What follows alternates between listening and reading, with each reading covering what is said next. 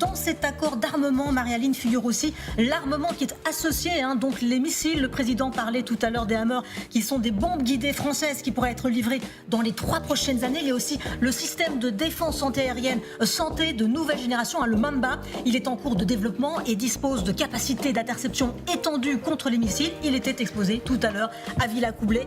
Figure aussi dans cette déclaration d'intention d'autres systèmes de radar et de drones. Sylvia, ceci étant dit, qui va payer ? Alors j'imagine qu'on va en débattre sur le plateau après, pendant un certain temps en tout cas.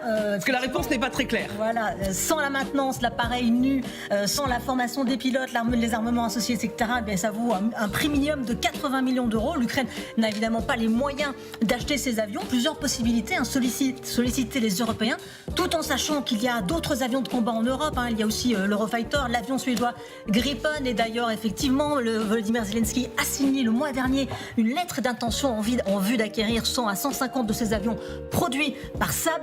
Il existe au sein de l'OTAN un système qui permet aux Ukrainiens d'acheter des armes américaines et ce sont les Européens qui financent. Alors pourquoi ne pas appliquer ce système aux armes européennes? Autre moyen de paiement, Pascal Perry en parlait tout à l'heure sur notre plateau, les intérêts des avoirs russes bloqués en Europe. Ça produit entre 3 et 4 milliards d'euros chaque année, mais on sait que les Européens sont loin d'être d'accord sur ces avoirs. Et c'est là que le bas blesse. Merci Sylvia pour ce point qui permet de cadrer notre débat. Général Chauvency, qu'est-ce que ça va changer, cette commande historique? Alors d'abord, il ne faut pas voir ça comme un changement militaire. Ça va d'abord être un changement politique, puisque on affiche clairement le soutien qu'on apporte à l'Ukraine.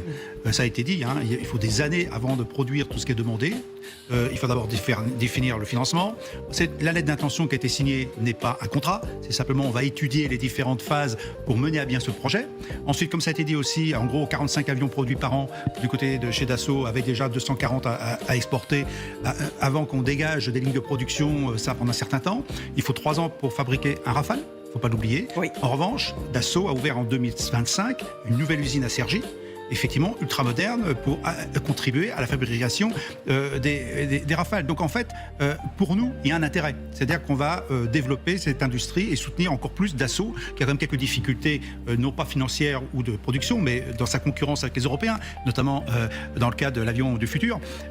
Dassault qui veut garder sa place comme leader européen de l'aéronautique. Donc ça va le conforter, parce que quand même, quand on voit tous ces avions qui vont être fabriqués, construits, c'est quand même une énorme influence. Alors quand je parle influence, ça veut dire aussi, c'est pas les Américains qui vont faire la loi forcément en Ukraine si on arrive à leur vendre ces avions. Donc on va contrecarrer la dépendance ukrainienne aux Américains. Et on a bien vu qu'avec les Américains, il fallait quand même se méfier avec tous les moyens qu'ils ont légaux pour nous empêcher d'utiliser leurs armements en temps de guerre.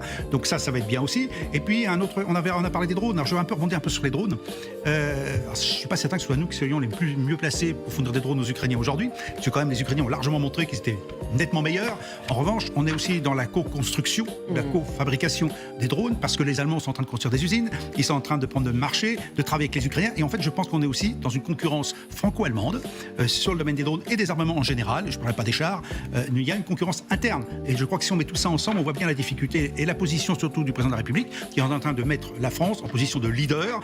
Et maintenant, il va falloir défendre la place. Marion Buchet, parole d'ancienne pilote de chasse. Qu'est-ce que ça va changer dans le ciel ukrainien ? À court terme, pas forcément grand-chose, puisque effectivement, comme on l'a vu avec le général, il va falloir les produire, les livrer, former les équipages et les mécaniciens, même si la question de la production va être importante. C'est donc 36 mois entre la première feuille d'aluminium qu'on reçoit jusqu'à la livraison de l'avion. Mais par contre, la livraison de drones qui a été présentée en premier par le président lors de la conférence de presse peut effectivement être une aide à plus court terme. Vous le disiez, les Ukrainiens ont une industrie de défense et de drones notamment très développée, mais on a quand même des atouts en France. Je pense à la société Altares qui développe des drones, intercepteurs de drones. Faut savoir qu'actuellement, lors des raids menés par la Russie, on a quasiment 500 projectiles, voire parfois plus, qui peuvent atteindre l'Ukraine, que ce soit des drones ou des missiles. Et qu'en fait, si on essaie de détruire ça avec des missiles Mika qui équipent le Rafale, ça va être une hérésie économique puisque chaque missile coûte 600 000 euros.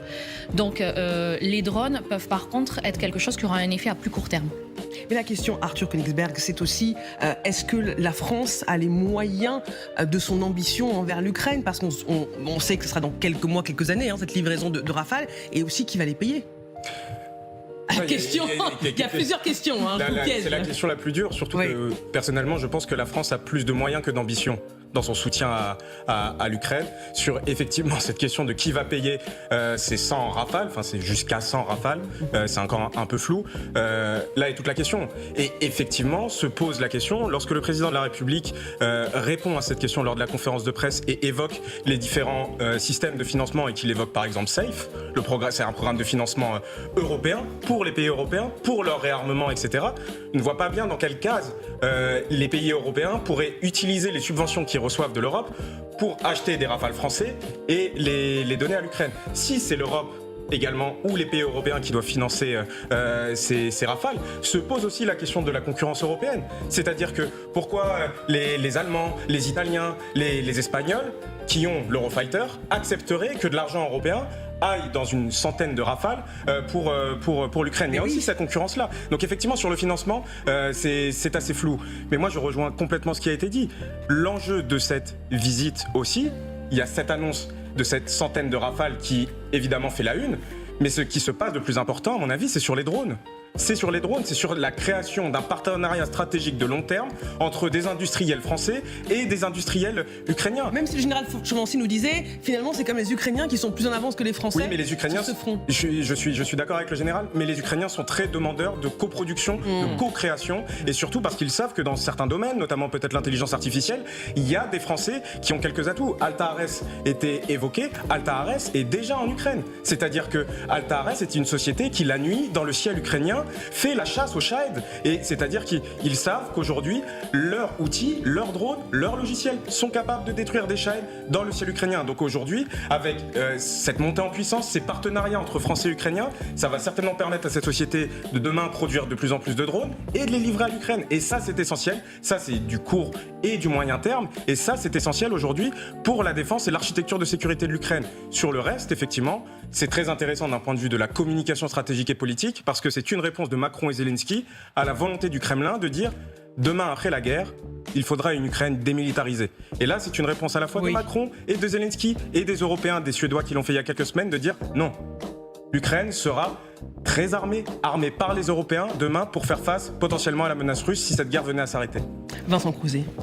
Oui, alors d'abord, il faut bien préciser que ce n'est pas un contrat ferme, hein, c'est une lettre d'intention. C'est-à-dire qu'on prend acte, en fait, on formalise des négociations qui sont en cours, notamment des négociations qui vont porter sur un élément important qui va être l'échéancier, hein, comme on en a parlé sur ce plateau, savoir à quel terme, moyen, long terme. Moi, je crois il est évident qu'on va être obligé un peu de se mettre un coup de pied aux fesses. Alors je ne voudrais pas comparer des choses qui ne sont pas comparables, mais on a mis en place un plan Notre-Dame pour reconstruire Notre-Dame en 5 ans. Ce serait bien qu'on mette en place un plan Rafale qui coordonne tous les services de l'État autour de la DGA. Peut-être la DGA pourrait être pilote sur l'affaire et qui mette en place des moyens exceptionnels. C'est pas ça, Vincent, parce qu'il y a 400 entreprises. 400 entreprises. Dominique Merchet sur LCI qui sont liées à la fabrication de ces Rafales. Justement, on a besoin de coordination. On a besoin, 30 000 pièces, 400 entreprises. On a besoin de coordination de la part de l'État. D'abord, l'enjeu est à la hauteur parce qu'avec cette future commande de 100 Rafales, ça ferait de l'Ukraine notre premier client à l'export, devant donc les 80 des Émirats Arabes Unis, hein, les 80 Rafales déjà commandés par les Émirats. Donc voilà, l'enjeu est important. Au-delà du symbole politique, puisque c'est évidemment un symbole politique, puisqu'effectivement sur les questions beaucoup plus pragmatiques, la question des drones avec ce forum cet après-midi sera beaucoup plus efficiente. Mais néanmoins, c'est finalement ce qu'a recherché il y a quelques semaines Zelensky, qui n'a pas obtenu avec les Tomahawk aux États-Unis, qu'il obtient avec les Rafales aujourd'hui en France.